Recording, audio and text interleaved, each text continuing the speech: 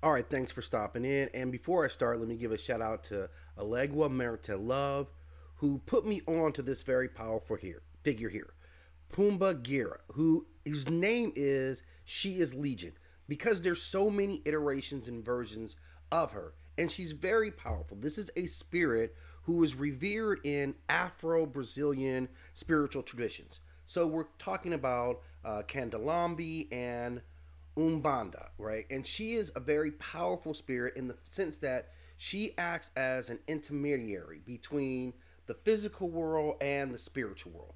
And she typically is known for guiding her followers in areas of love, desire, and personal transformation. Right? She is known not only for her beauty, like she is known for her very alluring beauty, but also carrying herself with a very powerful stance. She is reflected in her natural colors, which are typically red and black. Her eyes are shed to shimmer with a mysterious depth, and she's very captivating. She is typically adorned with intricate jewelry, and you can see she's adorned here. And again, she'll be typically seen in black and red garments, but always being both very elegant and very powerful. Now, looking at her, she isn't really a fighter, but she is more of a spiritual protector. But she wields the power to influence and manipulate emotions and desires. She can create illusions to captivate and confuse anyone who is opposing her, but she can transverse the physical and spiritual realms effortlessly. And she uses her charm to influence the outcome of battle. So she can have effect on a massive level. Her presence enhances passion and liberation, often empowering allies to be more courageous than they typically would have been. Now, obviously, she's been venerated for a very long period of time, given her association both with African West Coast and, of course, where she's highly venerated in Brazil. And the thing that I really like about these particular deities is that they're very upfront. Like, if you're dealing with worship of these spirits, they're always going to be upfront in what they like. They're going to be very detailed. For instance, we know that her color is red. I've seen some information saying that her number is 9, but possibly 7. I could be wrong with that. She is also associated with midnight, where her power is said to be at its peak, and her day of veneration is typically going to be Mondays.